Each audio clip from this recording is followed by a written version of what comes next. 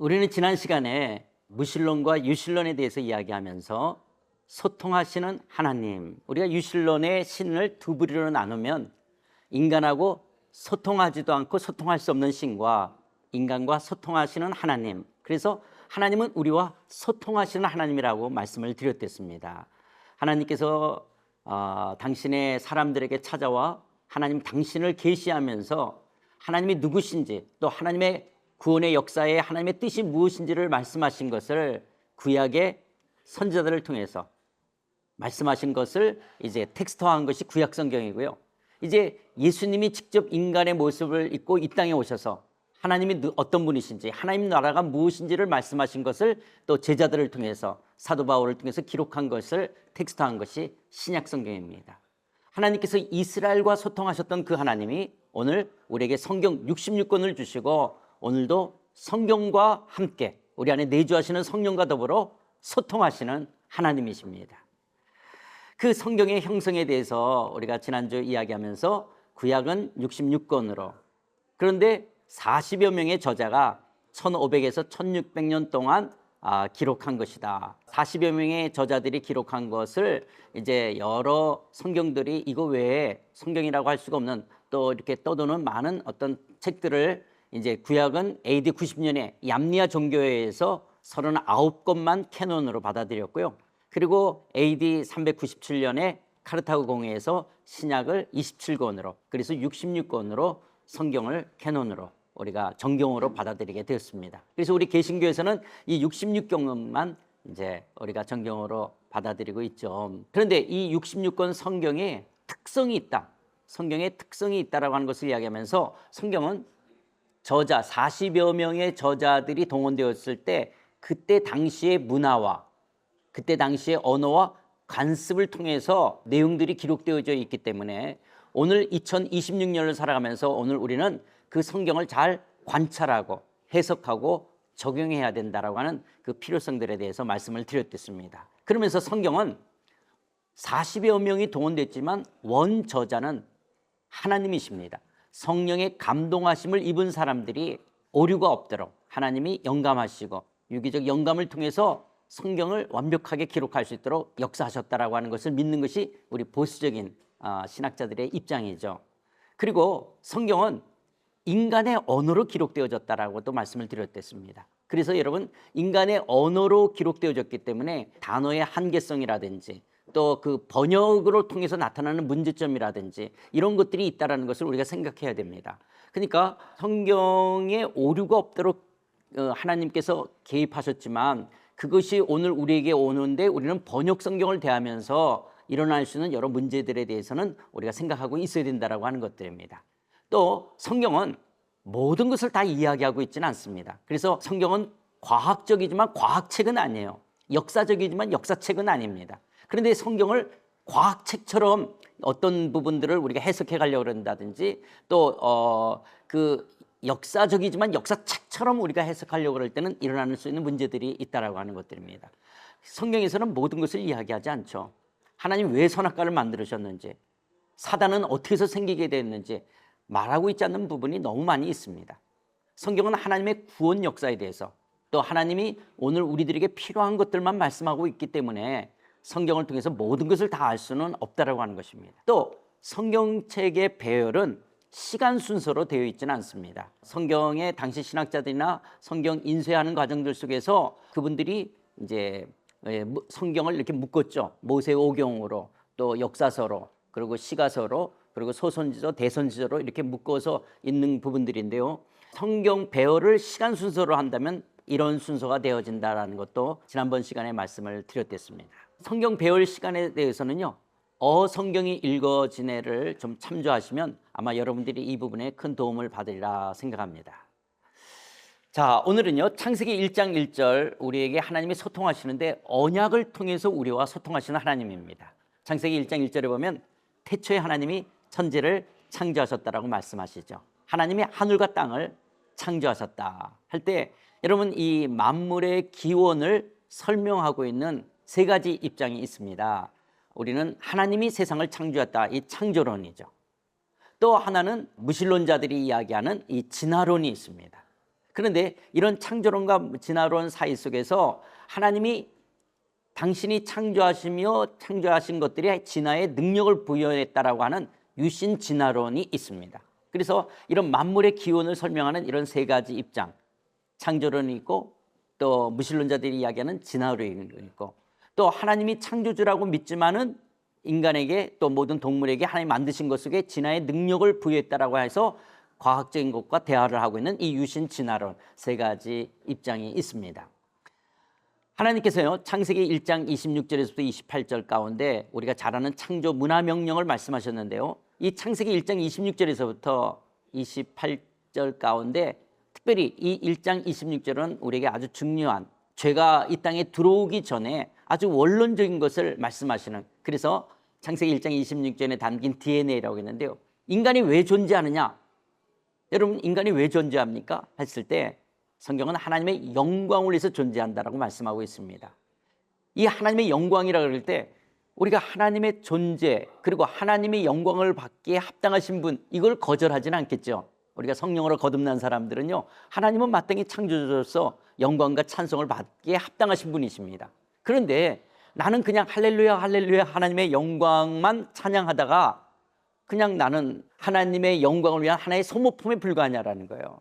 사실 그거보다는 우리가 하나님의 영광이라고 이야기할 때요, 내가 하나님의 영광을 위해 산다는 것은 하나님의 속성과 성품이 나의 존재와 삶 가운데 그대로 투영되고 반사됨으로 내가 가장 나다운 삶을 살아가는 것을 하나님의 영광이라고 말합니다. 마치 어떤 화가가 그림을 그렸어요. 근데 그 그림이, 그 작품이 화가가 의도한 대로 그대로 잘 나타냈다. 그럼 화가가 가장 기쁠 거 아니에요? 그렇다면 그 작품 쪽에서 봤을 때는 작품이 가장 작품다워진 거, 이것이 화가의 기쁨인 것처럼 하나님의 영광이라는 것은 내가 가장 나다워지는 거예요. 하나님이 나를 창조하신 그대로 하나님의 속성과 성품이 투영되어 내가 가장 나다워지는 것, 그래서 가장 나다워지는 것을 하나님의 영광이라고 말하는 거거든요. 그래서 내 인생이 그렇게 하나님을 영광해 나가는, 내가 가장 나다운 삶을 살아가는, 하나님을 영광해내는 삶 속에 인간의 존재에 의미가 있는 거예요. 그런데 죄가 들어오니까 나를 나 그대로 받아들이지 못하고 이 세상의 만몬의 가치로 비교하면서 자기를 있는 그대로 용납하지 못하고 자기를 있는 그대로 수용하지 못해서 때로는 자기 자신의 자존감이 낮아진다든지 열등하다고 생각하고, 또 이런 만몬의 가치에 대해서 어떤 사람은 또 자기를 우월하다고 생각하는 사람들이 있게 되어지는 것이죠. 그러나 하나님이 아담, 하와, 이 에덴 동산에 죄가 들어오기 이전에는 인간이 왜 존재하냐? 우리는 하나님의 그 속성과 성품이 내 안에 그대로 리플렉트, 투영되고 반영되어 내가 가장 나다운 삶을 살아가는 데 있다라고 하는 것들이에요. 또 이 창세기 1장 26절에 담긴 DNA로서 하나님은 우리의 형상을 따라 우리의 모양대로 할 때 하나님은 삼위일체 하나님이 공동체로 존재하신다라고 하는 거예요. 하나님께서 공동체로 함께 하시면서 하나님은 사랑으로 완벽한 하모니를 이루며 하나가 되신 것처럼 인간도 하나님께서는 아담을 만드시고 아담으로부터 갈비뼈를 취해서 하와를 만들어 인간도 더불어 살아가도록 만드시는 거예요. 그러면서 가정이라는 제도 속에 하나가 되어 살아가도록 말씀하신 것들이죠. 그래서 아담이 하와를 바라보면 하와는 내 뼈 중에 뼈, 살 중에 살인 거죠. 나로부터 나간 존재죠. 하와는 아담을 바라보면 내가 아담으로부터 나온 것이잖아요. 그래서 너는 나라는 것입니다. 너는 나. 그래서 여러분 우리 신약에서 너는 나에게 내 이웃을 내 몸과 같이 사랑하라고 말씀하시는 거예요. 그런데 죄가 들어오니까 내가 이웃들을 사랑하고 공동체와 더불어 살아가기보다는 인간의 이기성들 그리고 인간의 욕심이 이 공동체를 파괴하고 또 현대는 이런 개인주의 속에서 더불어 함께 만드신 이 창조의 아름다움들을 잃어버리고 있는 삶을 살아가고 있는 것들이죠. 그러나 하나님께서는 인간을 처음 창조하실 때 이 창세기 1장 26절에 담긴 뒤에는 우리를 더불어 살아가도록 공동체로 살아가도록 하나님께서 우리를 지으셨다고 하는 것입니다. 그리고 세 번째는 이 창세기 1장 26절에 담긴 뒤에는 하나님은 우리를 대리통치자로 세우시는 거죠. 하나님이 모든 자연 만물을 만드시고 보시기 심히 좋았다고 말씀하시면서 하나님이 이 세상 모든 것을 다스리실 때 하나님은 아담에게 우리 인간에게 이 모든 것을 다스리도록 말씀하시는 거예요. 그런데 하나님이 사랑으로 모든 것을 다스리도록 하신 것처럼 인간도 생육하고 번성하여 땅에 충만하고 땅을 정복하라. 그럴 때 우리를 사랑으로 우리가 대리 통치자 역할을 하는 거예요. 군림하고 때로는 내 힘으로 파괴하는 것이 아니라 하나님이 주신 이 모든 자연 만물을 하나님의 대리 통치자로, 하나님이 사랑으로 다스리시는 것처럼 사랑으로 이 모든 것을 다스리라고 말씀하신 것이죠. 그래서 하나님이 하늘을 나는 새를 만드셨다면 하나님이 주신 속성과 성품이 우리 인간에게도 있어서 우리는 그 새를 보고 비행기를 만들어내고, 또 하나님은 인간의 이 눈을 만드셨다면 우리는 이 눈을 보고 렌즈를 만들고, 또 하나님은 인간의 어떤 몸짓을 주셨다면 인간은 이 몸짓을 보고 스포츠나 춤을 만들기도 하는 것들이죠. 이런 하나님의 속성이, 이런 창조성이 인간에게도 있기 때문에 하나님께서는 인간에게 주신 이 이성과 과학을 통해서 하나님의 명령인 인간의 사명으로서 이 땅을 살아가도록 하는 이 창조 문화 명령을 우리에게 말씀하시고 계시는 것이죠. 그런데 이런 창조 문화 명령을 이루는 것이 군림하는 것이 아니라 사랑의 섬김으로 대리 통치자의 역할을 하도록 말씀하고 계십니다. 이렇게 하나님께서 하늘과 땅을 창조하시고 하늘의 해와 달과 별들과 짐승을 만드시고 이 땅에 많은 나무들과 또 숲들을 만드시고 짐승들을 만드시고 또 바다의 물고기들 만드시고 인간을 만드시는 이 모든 것을 통해서 보시기 심히 좋다라고 말씀하시고 하나님이 안식하셨다라고 말씀하시잖아요.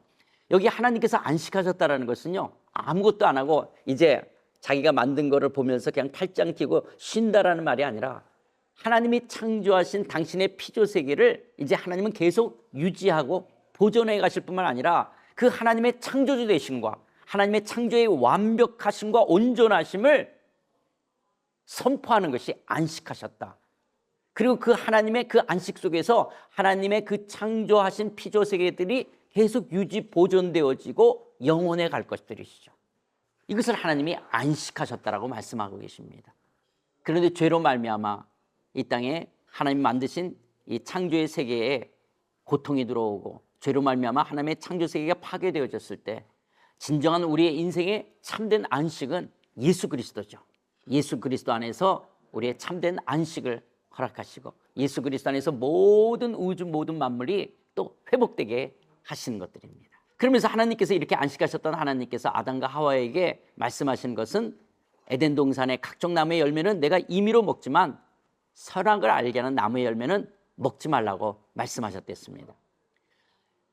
내가 이것을 먹는 날은 반드시 죽으리라고 말씀하셨는데, 여러분 하나님이 전지전능하시다면 아담과 하와가 선악과를 따먹을지 아셨을까요? 모르셨을까요? 아셨겠죠. 그렇다면 하와가 유혹을 받아서 선악과를 따먹을 때 하나님이 헛기침이라도 한 번 했으면 하와가 깜짝 놀라서 안 따먹을 수도 있을 거고, 아니면 우리 이런 생각도 하잖아요. 아니 처음부터 선악과를 안 만들었다면 인류가 죄를 짓지 않았을까 아닌가, 아담 하와가 죄를 짓지 않았을까, 이런 생각도 하지 않습니까? 그럼 하나님께서 선악과를 왜 만드셨는가?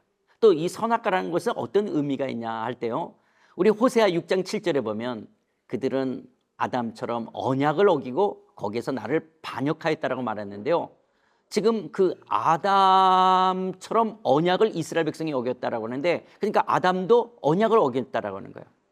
하나님이 아담과 맺은 행위의 언약이 있었어요. 아담, 네가 모든 자연 만물을 다스리고 번성하여 충만한 대리 통치자로 세웠지만 아담, 너는 하나님이 아니라고 하는 거예요.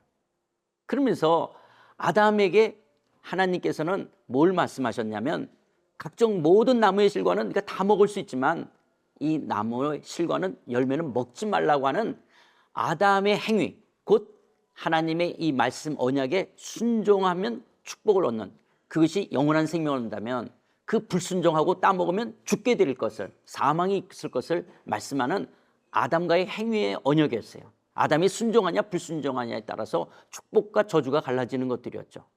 그런데 아담이 선악과를 따먹는 것들이죠. 이런 언약의 언약, 하나님과의 맺은 이 언약이라고 하는 건데요, 하나님이 인간과 소통하실 때 언약을 통해서 하나님은 당신의 나라를 이루어가시고 소통하시는 그 하나님이셨던데요, 구약에서 말하는 이 언약, 이 언약이라고 할 때는 이 카비넌트는 프라미스하고 조금 다릅니다. 우리가 약속과는 조금 다른데요, 약속이라고 할 때는 쌍방간의 권한과 특권, 어떤 책임과 의무가 동등한 것이죠. 그게 약속이죠. 나에게 이런 고난이나 축복이 있다면 내가 여기에 따른 이런 의무, 이런 책임이 따르는 것들이죠. 이게 프라미스라면 카베넌트, 언약이라고 하는 것은 쌍방간에 이루어지는 합의, 이런 것은 같은 말입니다. 약속과 계약과 같은 쌍방간의 동등한 책임과 권한을 갖는 거예요. 그런데 이 카베넌트는 권위와 능력이 큰 쪽의 일방적인 약속이라고 하는 거예요. 그러니까 한쪽에서의 일반적인 약속이에요. 어떤 동등한 책임과 권한들 속에서 설사 상대방 쪽에서 그 책임을 다하지 않아도 때로는 일방적인 하나님의 그 약속 속에서 하나님은 당신의 그 책임을 다하시는 거예요. 더 쉽게 이야기해서 하나님이 우리와 언약을 체결할 때 인간이 그 언약에 마땅히 순종하고 그 책임을 다해야 되는데 그것을 못한다 할지라도 하나님은 여전히 당신의 책임을 성실하게 이행하시는, 이것이 프라미스, 약속과 다른 이 카비넌트의 특성이라고 하는 것들입니다. 그러면서 인간은 여전히 그렇다고 해서 그 어떤 책임, 그 권한만, 축복만 있고 권한이 없느냐, 어떤 책임이 없느냐, 그렇지 않죠. 우리는 그 하나님 앞에 순종해야 된다는 거예요. 그 명령 앞에 순종해야 되는 것이고 그 약속과 믿음 앞에 우리가 반응을 해야 되는 것들이죠. 그런데 우리가 때로는 그런 어떤 일방적인 하나님의 언약을 이루는 성실함 앞에 때로는 그것을 파괴하고 때로는 그것을 불순종해 했을 때 그 희생의 죽음을 통해 맺어지는 그 언약이라고 하는 거예요. 그래서 피로 맺은 약속의 언약인데요. 이게 조금 이따가 나중에 할례 이야기를 하면서 조금 더 이야기를 하도록 할 텐데요. 이게 언약의 특성이라고 하는 거예요. 쌍방간의 합의에 의한 약속, 계약, 쌍방간의 동등한 책임과 권한이 있지만 두 번째는 권위와 능력이 큰 쪽의 일방적인 약속이라고 하는 거예요. 그래서 그 하나님은 그럼에도 불구하고 성실하게 당신의 언약을 이행해 가시는 거예요. 그러면서 이것은 피로써 맺은 약속이라는 거예요. 때로는 그 언약을 지키지 못할 때 죽어야 되는 죽음, 희생의 죽음을 통해 맺어지는 관계죠. 그래서 나중에 예수님이 언약의 피, 예수님이 우리의 죄, 이 언약을 이루시기 위하여 예수님의 피 흘려 죽으시는 거 아니겠습니까? 그래서 이 희생의 죽음을 통해 맺어지는 관계에 참여하도록 하시는 것이라고 하는 것입니다. 그런데 어느 날 사단이 하와에게 접근해서 이 선악과를 먹는 날에는 너의 눈이 맑아 하나님과 같이 되어 선악을 알 줄 하나님이 아심이라 라고 하면서 하와를 유혹하게 되어집니다. 여러분, 하나님이 하와를 유혹한 것이 아니죠.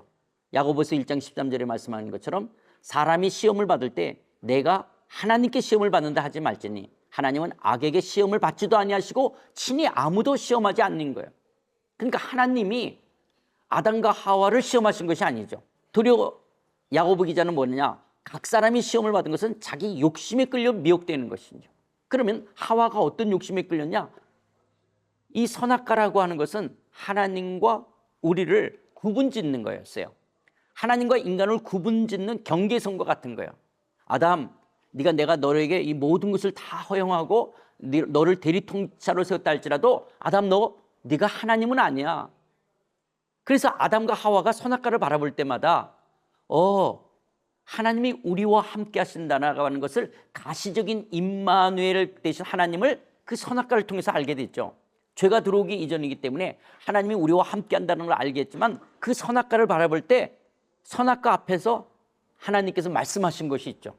내가 너를 대리통치자로서 세웠다 할지라도 너는 하나님이 아닌, 하나님은 창조주고 너는 피조물이라는 거예요. 하나님은 명령하시는 분이고 우리는 그 명령에 순종해야 될 자라는 하나님과 우리를 구분짓는 한계섬이 선악과예요. 그런데 사단이 하와를 유혹하면서 뭐냐, 네가 이거를 따먹으면, 이걸 먹으면 하나님이 되겠다는 거예요. 네가 하나님이 되라고 유혹하고 있는 것들이죠. 그래서 이 하나님과의 언약을 파괴하는 것이죠. 그래서 정령 죽으리라고 말씀하신 것처럼 하나님을 하나님으로 여기지 않는 이 죄가 우리에게 사망이 찾아오게 됐지 않습니까? 그러면서 여러분, 하와를 유혹한 것이 뱀이 사단은 아니죠. 사단이 뱀을 통해서 하와를 유혹한 거 아니겠습니까? 그렇다면 여러분, 이 사단은 누가 만들었을까요? 사단은 어떻게 해서 생겼을까요? 혹시 여러분들 가운데 그 하나님의 천사장 루시엘이 하나님을 대적하다가 쫓겨나서 사단이 되었다, 혹시 이런 말 들어보신 분 계십니까? 저도 어렸을 때 이런 말을 들었는데요. 이런 말이 어디서 나오게 되냐면 이사야 14장 12절에 보면 너 아침의 아들 계명성이여 어찌 그리 하늘에서 떨어졌으며 너 열국을 엎은 자여 어찌 그리 땅에 찍혔는거라고 말하는데요. 여기 너 아침의 아들 계명성이라고 말하는 게 히브리어로 헬렐, 우리 흔히 모닝스타, 금성인데요. 이것은 바벨론 왕을 너 아침의 아들 계명성이라고 지칭하면서 바벨론의 왕의 몰락을 말씀하시는 것이 이사야 14장 12절에 있는 너 아침의 아들 계명성이라는 이야기거든요. 그런데 이 이사야사를 초대교부였던 제롬이 라틴어로 성경을 번역하는 가운데 이사야를 번역할 때 이 히브리어로 헬렐이라고 하는 이 계명성을 라틴어로 그냥 루시퍼로 그냥 번역을 했댔어요. 루시퍼로 번역한 거예요. 그리고 킹 제임스 버전에서 이 샛별을 라틴어 루시퍼로 그대로 옮겼습니다. 여러분 이건 번역속이기 때문에 번역자에 의해서 그렇게 번역할 수가 있죠. 그냥 라틴어로 그 계명성을 루시퍼로 번역한 거예요. 그리고 킹 제임스 번도 그냥 루시퍼로 번역한 거예요. 그런데 1600년대 영국의 존 밀턴의 신라권에서 이 사람이 이 존 밀턴의 신라권을 쓰는 이 서사시 소절에서 루시퍼를 사단으로 묘사하는 거예요. 그러니까 루시퍼를 사단으로 묘사한 거는 존 밀턴서부터 시작되어지는 거예요. 왜 그럼 존 밀턴은 이 서사시 소설을 쓰면서 왜 이 루시퍼를 사단으로 묘사했냐? 여러분 이사야 지금 읽었던 말씀처럼 하늘에서 떨어진다 그러는데 누가복음 10장 18절에 사단이 하늘로부터 번개같이 떨어지는 것을 내가 보았노라. 이 떨어진다라는 이 말을 연결하면서 여기서 루시퍼를 사단으로 묘사하게 되어진 거예요.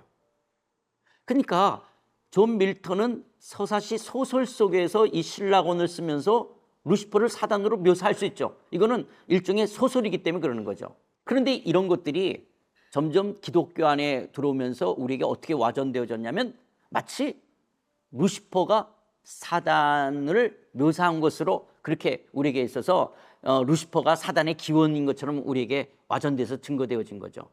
그러면서 천사장 그러면 대개 엘자, 하나님이라는 이 엘이 붙지 않습니까? 뭐 미가엘, 가브리엘 이런 것처럼 이 루시퍼라고 그냥 말하면 안 되니까 루시엘이라는 말을 만들어낸 거예요. 그래서 루시엘. 근데 여러분 이게 얼마나 엉터리냐? 루시퍼 이건 라틴어고요. 엘은 히브리어예요. 그거를 만들어가지고 루시엘이라는 말을 해가지고 루시엘이라는 천사장이 타락해서 사단이 됐다. 이거는 전혀 잘못된 내용입니다. 이거는 존 밀턴의 신라권으로부터 이렇게 시작된 내용이었기 때문에 이거는 아니고요. 그거는 소설 속에서 표현된 거고요. 또 베드로후서 1장 19절에서도 날이 새어 샛별이 너희 마음에 떠오르기까지 너희가 이것을 주의하는 것이 옳으니라. 여러분 라틴어 성경에서도 이 샛별을 어떻게 번역했냐? 루시퍼로 번역했어요.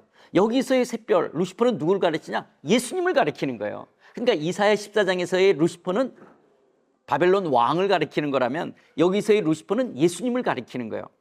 그렇기 때문에 여러분 루시퍼를 사단으로 이야기하면 안 되는 것입니다. 그렇지 않습니다. 여러분 그 사단 그럴 때 사단이라는 것은 히브리어로 사단이라고 그러고요. 헬라어로는 디아블로스라고 이야기합니다. 그러면서 그 사단을 한자로 번역할 때 우리가 마귀라고 이야기하죠. 그러니까 사단이 곧 마귀고 사단으로 음역을 하든 사단이라고 하든 이게 다 같은 거죠. 그러니까 사탄이나 마귀나 사단이나 똑같은 것이죠.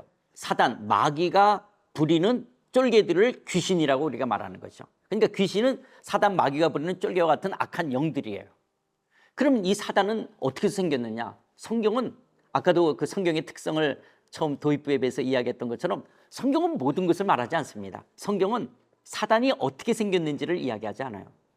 사단의 기원에 대해서 우리가 알 수가 없습니다.